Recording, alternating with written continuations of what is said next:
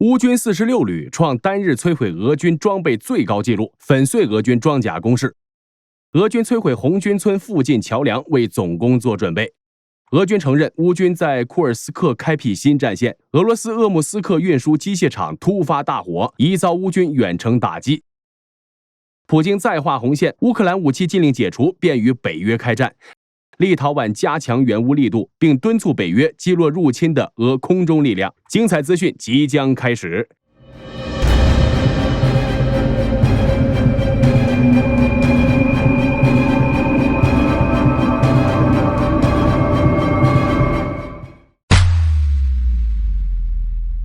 在库拉霍沃方向，俄军动用46辆包括坦克、装甲车、摩托车在内的机械化设备，对霍斯特雷方向的乌军第46旅阵地发起大规模进攻。战斗从凌晨5点一直持续到下午。一位隶属于克林姆林宫的俄军事博主声称，俄军控制了霍斯特雷1/3地区。不过，此役最终仍以乌军46旅同赫尼克守军挫败了俄军总计4波的攻势结束。据悉，乌军摧毁了9辆 BMP、2辆坦克、2辆装甲运兵车、2辆摩托车以及11辆其他车辆，摧毁了超一半的来袭俄军装备，创下单日摧毁俄军装备的最高纪录。目前俄军虽暂时退出战场，但目前该战线的局势依然复杂，俄军或还将发起新的攻势。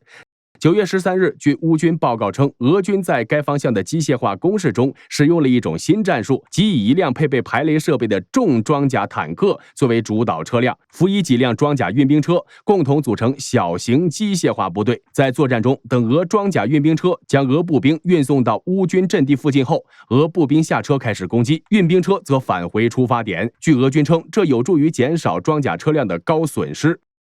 在红军村方向，过去24小时，乌俄双方平分秋色。据9月13日战役地图显示，乌军收复了谢里杜河东北部和马里尼夫卡村内的阵地，而俄军则推进到乌克兰斯克内部，并占领了相邻的利西夫卡。同时，在米哈伊利夫卡西北方向略微推进。相对激烈的战斗地点在红军村东部及北部，主要集中的绿地、沃兹德温卡、新奥尔良以及米罗柳维夫卡村。在东南方向，双方战斗则主要集中在诺沃赫迪夫卡、谢里杜河以及米哈伊利夫卡和赫尼克附近。值得注意的是，最近几天，俄军摧毁了红军村附近的几座桥梁，如之前提到的米尔诺赫拉德和红军村之间 T0504 沿线的一座桥梁，又或是俄军用 KH-38导弹袭击并摧毁的谢里杜河附近的几处桥梁。这可能会使该地区的乌军后勤面临巨大压力，同时也是俄军在为未来对红军村的总攻做准备。在恰索夫亚尔方向，据 ISW 报道称，9月13日，俄军在巩固对克里西夫卡村控制后，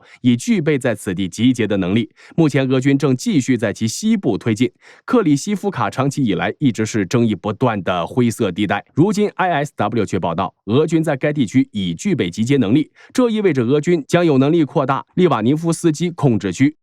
更北利曼前线，乌军第63独立机械化旅在13日拂晓发动突袭，攻占了俄军阵地。乌克兰国家边防局发言人安德烈·德姆琴科9月13日表示，自乌克兰对库尔斯克州发动攻势以来，俄军已显著减少了在苏梅州边境沿线的活动。9月13日，乌俄双方继续在赫利伯克、沃夫昌斯克附近展开阵地战。据悉，双方共展开14次战斗，但均未取得任何确认的进展。不过，乌克兰空军却在哈尔科夫的辛塔拉西夫卡附近摧毁了俄第15步兵团的指挥所以及前线弹药仓库。此外，据乌克兰哈尔科夫集团军发言人维塔利·萨兰采夫上校表示，俄军在该方向的装甲部队损失严重，重型装甲车辆几乎已经看不见，越来越多的俄军使用的都是轻型装甲车。萨兰采夫上校还称，俄军不打算向哈尔科夫部署大量增援部队。总体来看，过去一段时间，为了在库尔斯克发动反攻，北线俄军已经有不少部队被抽调回国，这给乌军的反攻制造了机会，在北线稍占主动。接下来是库尔斯克战场。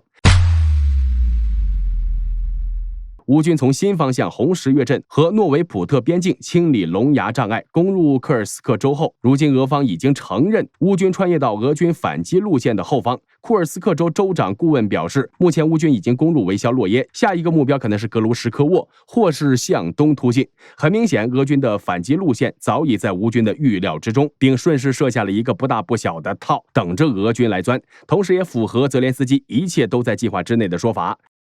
在斯纳格斯方向，据9月13日的战役地图显示，俄军已抵达该村中部，并且俄第51空降团还在一栋建筑物顶部插上了俄罗斯国旗，而乌军正在奥布霍夫卡附近发起攻势。有图显示，乌军正在附近挖战壕，其装甲部队也已抵达。在梅德韦日耶，乌军炮兵正在瞄准俄军阵地，试图突破防御。此外，俄军事博主称，最远处的俄军正沿刘比莫夫卡、托尔斯泰卢格、达里诺线进行了反击。至于其他方向，双方进展不大。值得注意的是，据美国有线电视新闻网9月14日援引乌方消息称，俄军先前从非洲调回的瓦格纳增援部队和俄罗斯雄旅已部署到库尔斯克州。这些部队相较于原驻扎的常规俄军，其装备和军事素质都要高出许多。同时，俄军也在这2天的战斗中用上了猎户座无人机来打击乌军装甲车，而乌军方面则继续使用欧美援助的重型武器回击，如在塞姆河沿岸，当俄军继续试图搭建浮桥运输补给时，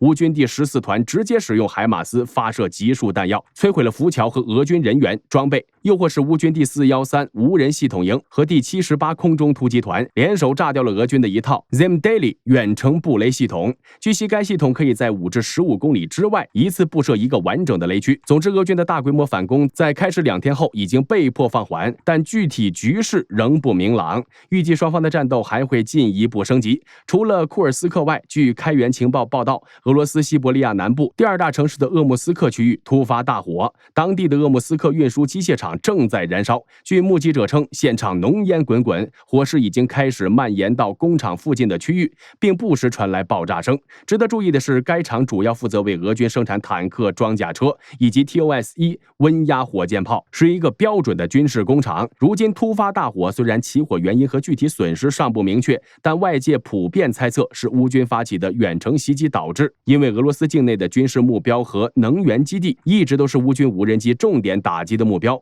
况且差不多半个月前，乌军无人机就曾精准命中距离边境2500公里左右的鄂木斯克炼油厂。乌军有能力、有动机这么干。据 Nexta 新闻报道，继克里姆林宫发言人佩斯科夫和俄国家杜马发言人沃洛金后，普京这个总统也终于回应了欧美将取消乌克兰远程导弹限制的消息。据称，普京其在接受采访时给乌俄战争再次画下了一条新的红线。他直言，若是允许对俄本土进行远程打击，将意味着欧美国家直接同俄罗斯开战。此外，普京还命令俄军要在10月1日前夺回库尔斯克。近日，俄军虽然也发动了对这块俄罗斯领土的反攻，但通过刚才了解的战场动态，乌军有效阻击了俄军的反击势头。这后半个月想要完全驱离乌军，似乎有些不太现实。对此，英国首相斯塔默评论普京言论是危言耸听，称是俄罗斯挑起的这一场冲突。与此同时，他已正式抵达美国首都华盛顿，不久将会见拜登，并讨论开放乌克兰远程导弹限制的具体细节。不过，也有美国情报官员担心，如果美国直接参与乌克兰夺取和控制库斯克附近阵地的行动，俄罗斯可能会向伊朗提供技术援助，使伊朗及其代理部队攻击美国在中东的军队。这些美国官员认为，如果没有足够数量的远程武器来维持攻击，那么即使放松对乌克兰使用这些武器的限制，也不会改变战争的进程。那么英美两国最终会如何表态？是否会援助足够数量的远程武器？俄方又会如何回应？火力军会持续关注。立陶宛国防部表示，立陶宛已向乌克兰运送了一批 M113 装甲运兵车和越野车，这批货物预计将于本周抵达乌克兰。同时，立陶宛总统瑙塞达表示，正计划为乌克兰购买短程防空系统，并在2至3周内达成。这个人口只有283万的国家，自全面开战以来，已经向乌克兰提供了超过 6.79 亿欧元的军事援助。此外，据立陶宛国家广播电视台 LRT 的报道，其国防部长卡西乌纳斯还呼吁北约加强对波罗的海国家的空中巡逻，同时敦促北约击落进入其领空的俄军空中力量。芬兰总统表示，芬兰已宣布向乌克兰提供价值 1.18 亿欧元的军事援助。波兰外交部长访问利沃夫，敦促其加快向乌克兰提供援助。同时，他还建议应立即停止对乌克兰难民的支持，称这会降低乌克兰的动员潜力。此外，据《金融时报》报道，欧盟委员会将向欧盟国家大使提议对俄罗斯制裁，要么将限制延长36个月，要么无限期延长。该决定需要有27个成员国的同意。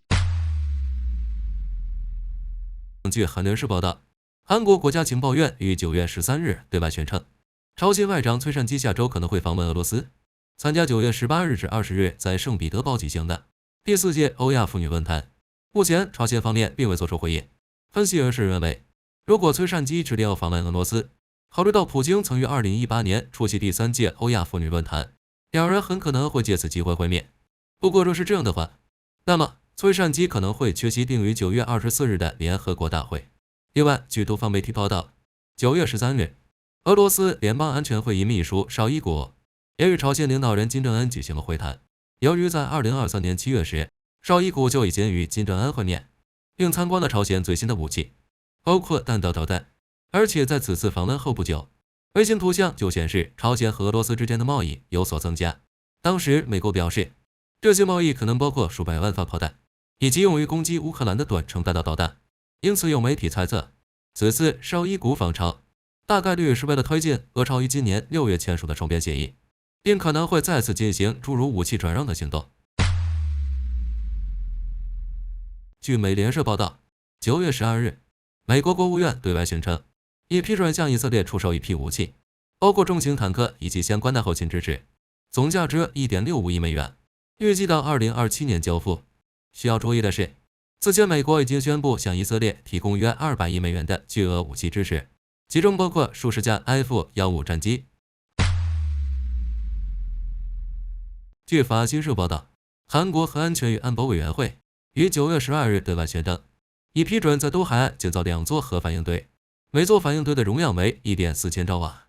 计划于2033年建成，目标是到2038年实现国内核能发电量占总发电量的 36%。报道称，这一举动令韩国内部出现分歧。韩国政府认为，新反应堆将通过提供稳定的可靠能源供应，促进人工智能等尖端技术的发展，而韩国能源组织则认为，此举违背了全球能源转向可再生资源的趋势。据美联社9月13日报道，俄罗斯公开驱逐了6名英国驻莫斯科外交官。媒体猜测，俄罗斯可能正在进行一系列的报复行动，因为在今年5月，英国曾驱逐过1名俄罗斯国防武官。另外，由于伊朗向俄罗斯提供了弹道导弹，导致乌俄问题愈发紧张。英美双方近日正在商讨是否允许乌克兰使用其提供的远程导弹，打击俄罗斯境内目标。而俄罗斯总统普京也已经公开表态，一旦乌克兰真的使用欧美提供的远程导弹袭击俄罗斯领土，将被视为欧美国家直接加入对俄罗斯的战争。因此，不排除俄罗斯为反制英美决策，正在使用一些非常规手段。据日本广播协会报道，9月12日，俄罗斯2架图伊斯2反潜巡逻机先是从日本海上空穿过对马海峡，后又从冲绳本岛和宫古岛之间的空域进入太平洋上空，随后在日本东部海域向北飞行，最终从北海道方向返回俄罗斯。随后，日本进行了公开表态，认为这是一个不好的征兆，因为这是俄罗斯军机时隔5年后再次绕飞日本列岛。目前，俄罗斯方面尚未对此进行回应。据美国突破防卫报道，美国海军于9月12日与L3哈里斯公司签署合约，将开发新一代电战加舱，总价值约 5.87 亿美元。据悉，这款新型电战加舱以4世代低频干扰系统为核心，该系统具备高频率无线电干扰能力，能有效应对不断增加的电战威胁，可全面提升海军各类系统的作战能力。同时，它也是使美国海军次世代干扰能力计划中的一部分，保留整合更新式技术的扩展性，能够确保美军在未来战场上依然拥有技术优势。按照美国海军的计划，在研发阶段，L3哈里斯公司预计会向美国海军交付8套新型电战加舱的原型，并由航空系统司令部进行测试验证等工作。如果通过的话，美国海军会立即对其实施量产，由咆哮者电战机搭载，预计会在2029年达成初始作战能力。据耶路撒冷邮报报道，以色列国防军第162师摧毁了哈马斯的拉法旅，该师宣布击毙了超过2000名武装分子，已被成建制的消灭。同时，该师还炸毁了一条长13公里的哈马斯地下通道。若是结合以往数据，据称目前费城走廊 80% 的地下通道都已被以军清除，其中包括9条通往埃及的大型地道。与此同时，以色列地面部队还进入叙利亚境内开展行动。据悉，以色列特种部队也成功的进入叙利亚中部，并对当地一座和伊朗有合作的军事科研机构发起了打击。在拆除了关键的设备后，以军还在期间安装了炸药，并在以色列空军的掩护下成功撤退。此外，以色列总统艾萨克·赫尔佐格访问塞尔维亚，会见了总统亚历山大·武契奇。随后，他俩一起为被哈马斯绑架的人质祈祷，又呼吁哈马斯尽快释放人质。据 SW 报道，自 CTP-ISW 于9月12日最后一次数据中断以来，包括黎巴嫩真主党在内的伊朗支持组织已经对以色列北部发动了至少11次袭击。其中，黎巴嫩真主党向以色列国防军位于采法特的北方司令部防空基地发射大约20枚火箭弹，并对以色列国防军第21师总部发动了无人机袭击。不过，据以色列国防军报告显示，其拦截了大部分火箭弹和无人机，被拦截的则坠落在空旷的地方，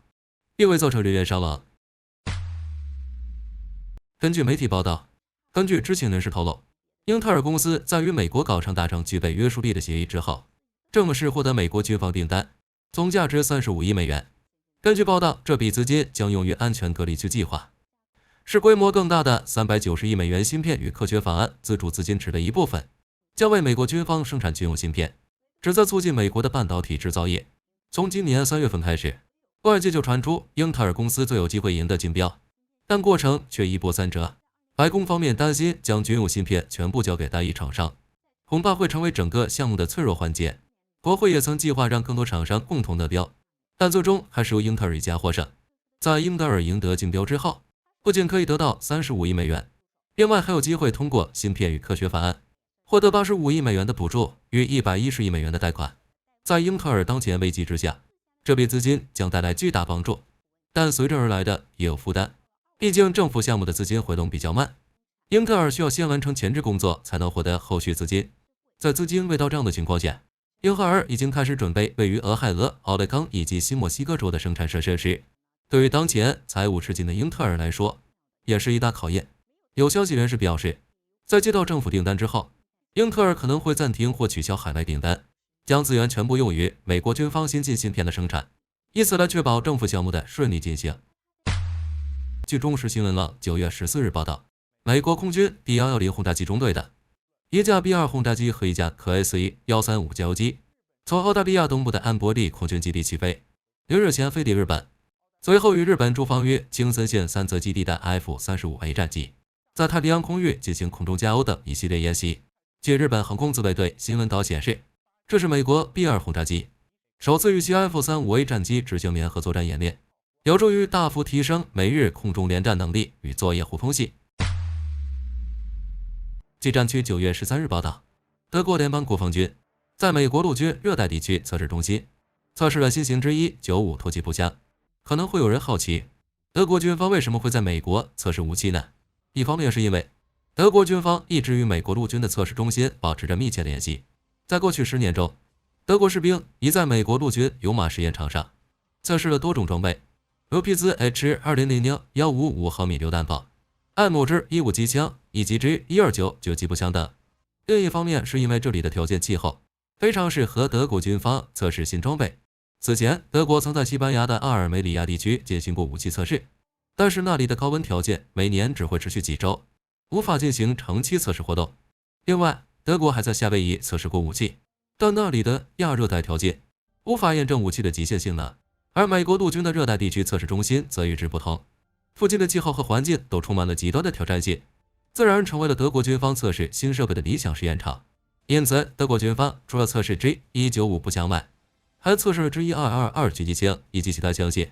而且按照计划，德国军方还将会在今年冬天前往北极地区的测试中心，对部分武器进行性能测试。据路透社9月13日报道，受俄战争影响，俄罗斯的经济状况持续恶化，为了抑制国内的通货膨胀，其央行已把基准利率提升到了 19%。不过就目前局势而言，此举也只是杯水车薪，因为随着战争的持续，俄罗斯的军费支出必然还会增加，招募士兵也会造成一定程度的劳动力短缺，再加上欧美国家制裁等诸多因素，将会持续拔高俄罗斯的通胀率。而且随着战争的持续，战争成本将会增加，再加上高额的军事损失补偿，将进一步加剧劳动力短缺，从而引起更严重的通货膨胀。因此，只要乌俄战争还在持续，俄罗斯就会陷入到一个通胀率不断提高的死循环中。为缓解经济压力，不排除俄罗斯会继续选择加息。好了，本期视频到这里就结束了。大家有什么要补充的，欢迎在评论区留言讨论。我是火力军，下期再见。